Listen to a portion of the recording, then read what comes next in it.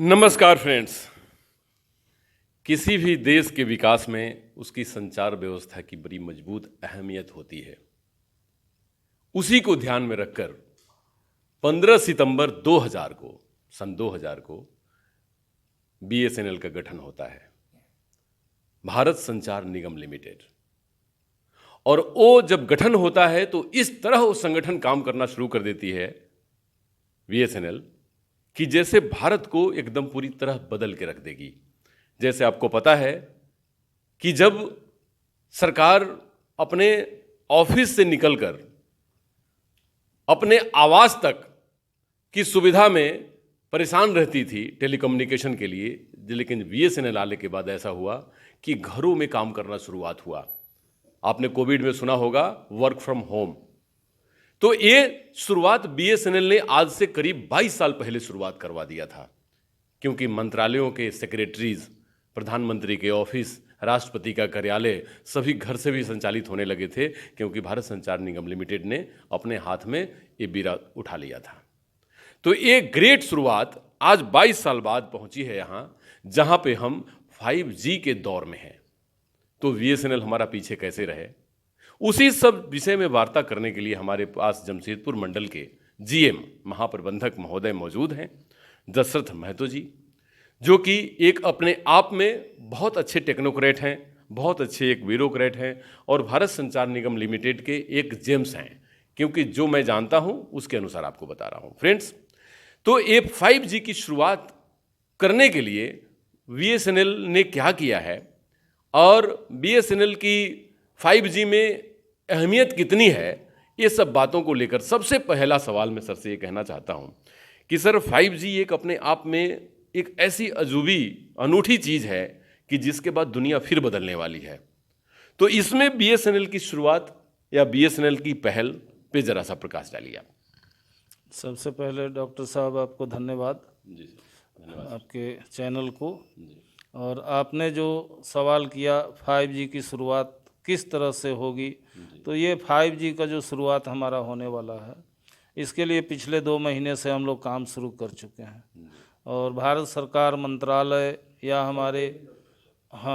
हमारे जो senior officers हैं वो इसको माइक्रो लेवल पर इंस्पेक्शन कर रहे हैं और देख रहे हैं। जैसा जैसा इंस्ट्रक्शन आ रहा है हम लोग काम शुरू कर चुके हैं। और अभी तक चूँकि हमारा ये जो 5G होगा या 4G होगा, 4G तो काम शुरू है और 4G के संबंध उसी को अपग्रेड करके 5G में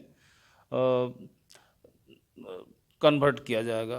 तो इसके लिए हम लोग फाइबराइजेशन, 5G का मतलब हो गया कि आप अगर माइक्रोवेव या मिनी लिंक पर देते हैं, रेडियो लिंक पर देते हैं, तो उतना सेटिस्फैक्ट्री स्पीड नहीं मिलेगा।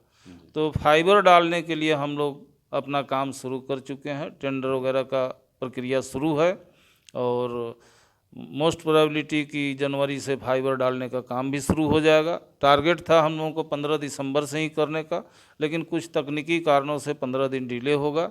और जमशेदपुर बिजनेस एरिया में हमें करीब 1200 किलोमीटर के आसपास ऑप्टिकल फाइबर डालने का निर्देश मिला है और उसमें काम चल रहा है। और मोबाइल यानी कि CM बोलते हैं इसको, हमारे इसमें कंज्यूमर मोबिलिटी मतलब मोबाइल हुआ। तो हमारे यहाँ कंज्यूमर मोबिलिटी में अभी 5G का सेवा नहीं है। और fibre to the home FTTH जो कनेक्शन बोलते हैं, इसमें 5G से कई गुना बेहतर हम लोग सर्विस दे रहे हैं। अगर कोई टेलीफोन ले रहे हैं तो उसको कई गुना, इन द सेंस हमने बोला कि आप ऑप्टिकल फाइबर कनेक्शन FTTH लेते हैं तो अनलिमिटेड वॉइस कॉल 24/7, जितना अगर आप 24 घंटे भी बात करते रहते हैं 300 दिन, तो जो प्लान अगर 449 का आपने लिया है तो 449 रुपया ही लगेगा। और डेटा का लिमिटेशन है 50 Mbps तक का, तो 50 Mbps तक का आपको अच्छा स्पीड मिलेगा। और जैसे जैसे कंज्यूम कर लेते हैं तो थोड़ा सा स्पीड में कमी आती है। तो ये हमारे यहाँ जो चल रहा है इसका फाइबर टू द होम, तो उसमें हर तरह का प्लान है, एज पर नीड। कस्टमर को जो ज़रूरत है हम लोग वो देते हैं। बड़ी सुंदर सर बात बताई आपने कि 5G की शुरुआत लगभग हम लोगों ने तैयारी 2 महीने पहले से कर चुके हैं, शुरू कर चुके हैं। और इसमें सर मेन जो परेशानी होती है 5G को शुरुआत करने में, वो है इंफ्रास्ट्रक्चरल प्रॉब्लम्स। तो इंफ्रास्ट्रक्चर का मतलब कि फाइबर ऑपरेटेड सारे सिस्टम्स होते हैं, और उसके बाद हम लोग जब जिस नेटवर्क पर उसको डालना चाहते हैं, उस नेटवर्क पर उसकी फ्रीक्वेंसी होती है, उसका डेटा होता है। तो सर इसमें जो आपने 2 महीने पहले शुरुआत की है, क्योंकि सबसे बड़ा नेटवर्क आपके पास है, एशिया का सबसे पहला बड़ा और नेटवर्क BSNL के पास है। दूसरी बात, सबसे ज़्यादा इंफ्रास्ट्रक्चर की बात कहें तो अपने पास है, BSNL के पास है। और BSNL के पास जो मजबूत मैन पावर है, क्योंकि कमिटेड मैन पावर है, क्योंकि ये मैन पावर डे और नाइट काम करने वाली मैन पावर है। वो प्राइवेट कंपनी की जैसे मैन पावर नहीं है कि सुबह 10 से लेकर 5-6 बजे के बाद वो चले जाएंगे। ये मैन पावर ऐसी है कि 3 बजे रात में भी अगर टेलीफोन किसी VIP और किसी भी ज़रूरतमंद हॉस्पिटल या किसी भी रेलवे स्टेशन का करता है या कहीं का भी, तो तुरंत वहाँ पे दौड़ करके आसपास के मेंटेनेंस को ठीक कर दिया जाता है। तो सर मैं ये कहना चाहता हूँ कि ये 5G में जो फाइबर के काम है, उसमें कितने परसेंटेज तक हम लोग लगभग वो काम पूरा कर चुके हैं, और कितना प्रतिशत अभी बाकी है जो कि आप ये कितने दिनों में पूरा हो जाएगा वो? ये अभी शुरू होना है, फाइबराइजेशन शुरू होना है जी चूँकि गवर्नमेंट ओन्ड कंपनी में जी हम लोगों का सब कुछ ट्रांसपेरेंट होता है। जी तो हम लोग उसको टेंडर के थ्रू आते हैं, टेंडर निकाले जा रहे हैं, जी और उसमें उसका पहला जो फर्स्ट स्टेप था कि हमें गांव-गांव में करीब करीब 500 से 600 गांव आपके जमशेदपुर BA में ऐसे हैं कि जहां कोई नेटवर्क नहीं है। जी कोई नेटवर्क नहीं है, तो वहाँ 4G के लिए लैंड एक्विजिशन का काम हम लोग लगभग पूरा कर चुके हैं। मात्र 15% और बचा है, जी और जो हमारा प्लानिंग है 400 450 गांव जो है जहाँ किसी तरह का कोई टेलीकॉम फैसिलिटी आज भी उपलब्ध नहीं है, जी तो उन जगहों पर हम लोग अपना 4G का BTS लगाएंगे। और वो सुदूर इलाका है, उसमें बहुत जगहों पर हो सकता है हम लोगों को लंबा दूरी अगर है तो सैटेलाइट के थ्रू भी मीडिया देना पड़ेगा। धन्यवाद सर। ये सर आपने बिल्कुल ठीक कहा। जैसे आपने जब फाइबराइजेशन हो जाएगा, तो हमें लगता है कि बहुत थोड़ी सी इंप्रूवमेंट के बाद 5G कनेक्शन जो है गो थ्रू हो जाएगा। सर आप 3 जिला सर देखते हैं, और 3 जिला के पूरे कार्यभार आपके ऊपर हैं और बेहतरी से काम चल रहा है, पूर्वी सिंहभूम, पश्चिमी सिंहभूम और सरायकेला। सर तीनों जिला को अगर देखा जाए तो पार कर चुके हैं। 1000 से ज़्यादा नंबर लोगों ने दिया है, तो 1000 का नंबर दिया है तो उनके लिए एक फिक्स इनकम हो गया रेवेन्यू शेयर का जो है। तो उनको आप यूँ कहें कि 3 से 4 लाख पर मंथ उनको शेयर मिल रहा है। बहुत सुंदर सर। बहुत सुंदर। और जो 100 के आंकड़े में हैं उनको 35 से 40 हज़ार का रेवेन्यू शेयर आ जाता है। 200 500 माने अपार संभावना है। अभी रूरल में आप ग्रामीण क्षेत्रों में जाकर देखें, कुछ लोग उधर वेस्ट बंगाल के बॉर्डर पर 1-2 TIP काम कर रहा था, जो उधर से कहीं ना कहीं किसी अदर नेटवर्क से कनेक्शन प्रोवाइड कर रहा था। जब हम लोगों के संज्ञान में आया, उसको हम लोग पकड़े, बुलाए, कहे कि तुम बाहर से क्यों कर रहे हो, मेरे यहाँ से करो, सारा फैसिलिटी हम देंगे। और आपको जानकर ताज्जुब होगा और हैरानी भी होगी कि वो आदमी मात्र 30 दिन के अंदर 100 कनेक्शन प्योर रूरल एरिया में दे चुका। बहुत सुंदर सर, बहुत अच्छी बात। सर ये बहुत आपने जब बड़ी गंभीर सर बात बताई कि क्योंकि ये झारखंड जो प्रदेश है, बहुत सारे बाहरी राज्यों से भी हमारा झारखंड, बंगाल और बहुत सारे 2-3 राज्यों से भी जुड़ता है, तो इसमें एक बड़ी अपार संभावनाएं हैं युवाओं के लिए, क्योंकि वो इसके ऊपर बहुत अच्छा काम भी कर रहे हैं। तो इसमें सर जैसे विभाग क्या कुछ ऐसी योजना बना रही है कि उन ग्रामीण परिवेश के युवाओं को, क्योंकि भारत गाँव में बसता है, और भारत संचार निगम लिमिटेड जो भी हमारी ये संस्था है, वो समझिए कि गांव के लोगों के लिए तो सबसे पहले कृत संकल्पित है कि उनको सुविधा प्रदान करनी है, चाहे कोई नेटवर्क वहाँ काम न करे, लेकिन सर BSNL का नेटवर्क वहाँ काम करता है।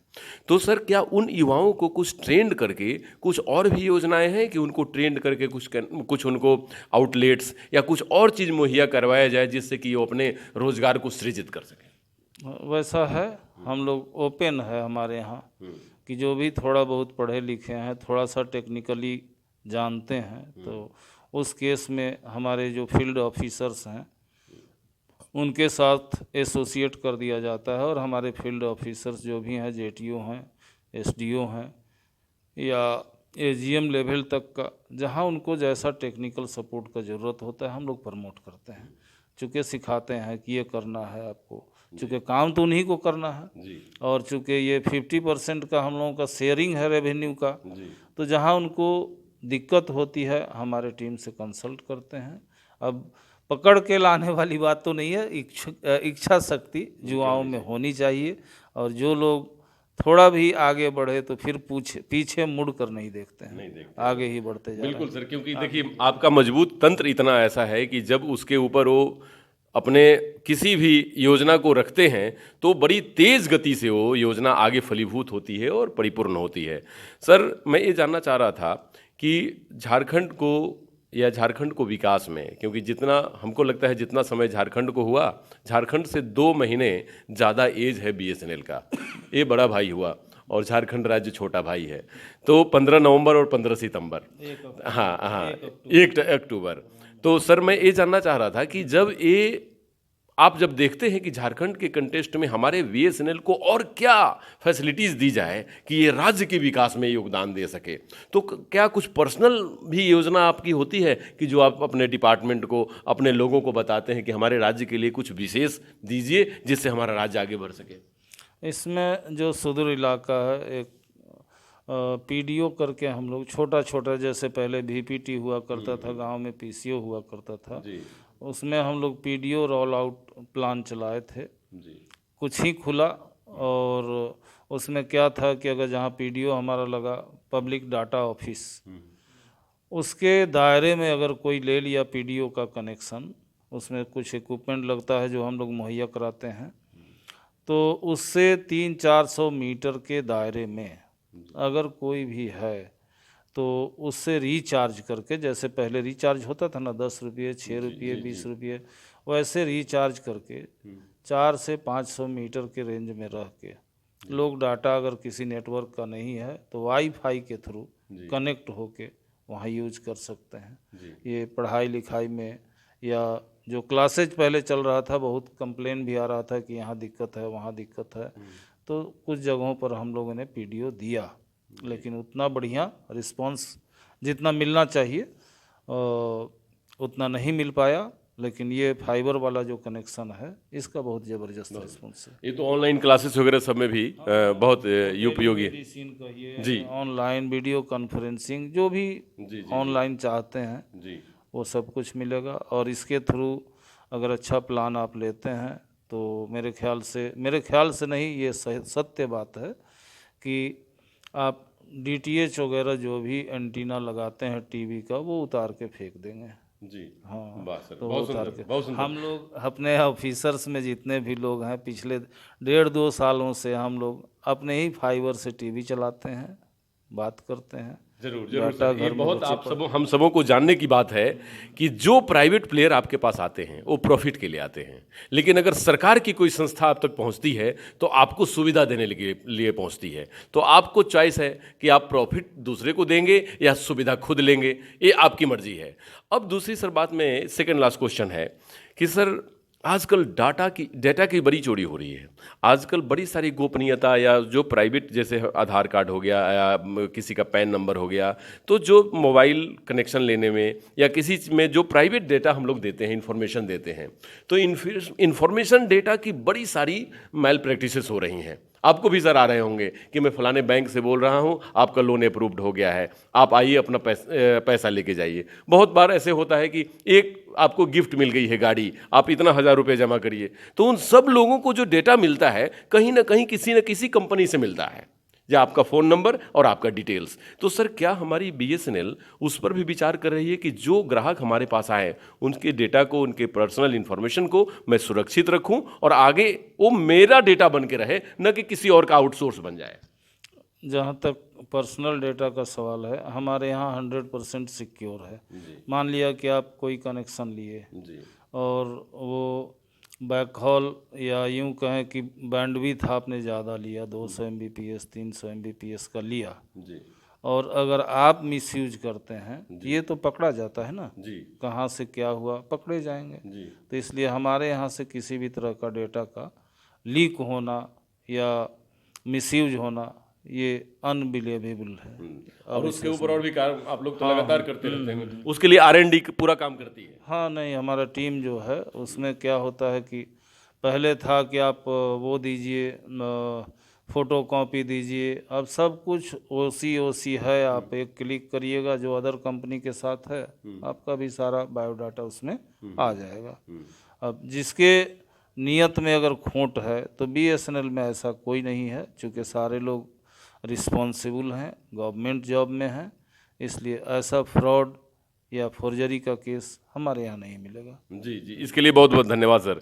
सर लास्ट में ये कहना चाहूँगा कि जितने उपभोक्ता हैं, जितने सारे उपभोक्ता हैं, हमें ऐसा लगता है कि सबसे ज़्यादा उपभोक्ता हमारे BSNL के पास हैं और सबसे संतुष्ट उपभोक्ता BSNL के पास हैं, सेटिस्फाई। जैसे आपने कहा कि मैं गारंटी लेता हूं कि अगर आप ऐसा किया तो आपको अपने छत के ऊपर लगे हुए छतरी को हटाकर फेंक देना पड़ेगा, क्योंकि वो सुविधा हमारी है। तो ऐसा तभी कहा जा सकता है कि जब पूर्णतः हम यूज़ कर रहे हों और उस फैसिलिटी को देखते हों। तो सर मैं ये जानना चाह रहा था, आपसे ये कहना चाह रहा हूँ कि जितने लाखों लाख उपभोक्ता हैं आपके मंडल में या और भी हमारे पूरे प्रदेश में, और जितने लोग सुनेंगे हमारे लाखों दर्शक, सर उन लोगों के लिए क्या कहना चाहेंगे आप कि BSNL से वो जुड़े और वो BSNL से अपने ज़िंदगी को, अपने रोजगार को, अपने परिवार को खूबसूरत, सुंदर और अच्छा बना सकें? बहुत मार्केबल सवाल आपने पूछा। BSNL चूँकि गवर्नमेंट ओन्ड कंपनी है, BSNL को जितना अधिक से अधिक इसकी सेवा को आप यूज करते हैं, उपयोग करते हैं, तो यही टेलीकॉम सेक्टर में एक कंपनी है। कंपनी दूसरे कंपनी का मैं नाम नहीं लूँगा, लेकिन BSNL को जो भी प्रॉफिट होता है तो वो सारा सरकार को जाता है, लॉस होता है सरकार बियर करती है कुछ हद तक, और प्रॉफिट होता है तो देश के निर्माण में आपके सहयोग का या उपयोग का या रेवेन्यू का उपयोग होता है। आप अंत में मेरा यही संदेश रहेगा कि आप जिसका भी रखें नेटवर्क, जहाँ दिक्कत होगी आप निश्चित रूप से किसी एक पर डिपेंड नहीं रहेंगे, जिसका मिलता है उसका लें, लेकिन देश हित में, राष्ट्र हित में आप कम से कम BSNL का एक कनेक्शन ज़रूर रखें। और ऐसा देखा जाता है कि हर आदमी के पास 2-3 नेटवर्क का रहता है, तो आप अदर का रखते हैं तो उसमें BSNL का ज़रूर रखें। और आने वाले कुछ ही दिन में BSNL सब तरफ सक्षम डाटा और वॉइस दे देगा बहुत जल्दी। बहुत बहुत धन्यवाद सर। बहुत सर बेबाकी से बातों को बताया उन्होंने, और हम सबों के लिए एक उन्होंने टास्क दिया कि आप भारत के लोग हैं, आप भारत को कहते हैं मेरा देश है, झारखंड मेरा राज्य है, मैं इसका नागरिक हूँ, तो उसके विकास में भी आपका योगदान होना चाहिए। और जब सारी सुविधाएं और प्राइवेट कंपनियों से बढ़ चढ़ कर मिल रही हों, तो एक बार आप आजमाएं। हमें तो ऐसा लगता है कि जब आप उस चीज़ को प्रयोग करेंगे, जब अपने नेटवर्क को प्रयोग करेंगे BSNL का, तो आपको फिर किसी और नेटवर्क पे जाने की आवश्यकता नहीं होगी, क्योंकि व्यक्तिगत तौर पे मैं BSNL का यूज़र हूं और मेरे को BSNL से बहुत ही ज़्यादा फ़ायदा होता है, क्योंकि मेरे नेटवर्क और मेरे कनेक्टिविटी को, क्योंकि हम लोगों के लिए ये बहुत एक ज़रूरत की चीज़ होती है, तो बहुत महत्वपूर्ण होती है, तो जिसमें मैं संतुष्ट हूँ। तो मैं आप सबसे ये भी अपील करना चाहता हूँ, जैसे सर ने कहा कि BSNL आपके लिए है, आपके द्वारा है और आपके द्वारा ही बनाया हुआ है। तो आपके लिए, आपके हेतु जो कोई भी संचारी कंपनी है, कोई भी अगर व्यवस्था है, तो आपको प्रयोग करना चाहिए, क्योंकि आप अगर उससे अछूते रहते हैं तो आपका विकास अवरुद्ध होता है। तो आप प्रयोग करें, आप नेटवर्क लें और विकास की राह के तेज गति में जो 5G कनेक्शन आने वाली है, उस राह पे चलने को तैयार हो जाएं, क्योंकि BSNL और बहुत जल्द ला रही है 5G, जो आपके सारे नेटवर्क और नेटवर्क एक्टिविटीज़ को बदल के रख देगी और आपके उन सारे ड्रीम्स को फुलफिल करने में मदद करेगी जिसको लेकर आप चले हैं। नमस्कार, डॉक्टर अनु शर्मा की तरफ से।